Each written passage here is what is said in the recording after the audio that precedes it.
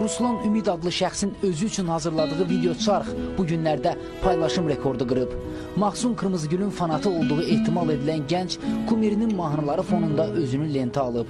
O, romantik və sentimental baxışlarla gah kameranın obyektivinə, gah da naməlum istiqamətlərə baxaraq öz duyğularını ifadə etməyə çalışıb.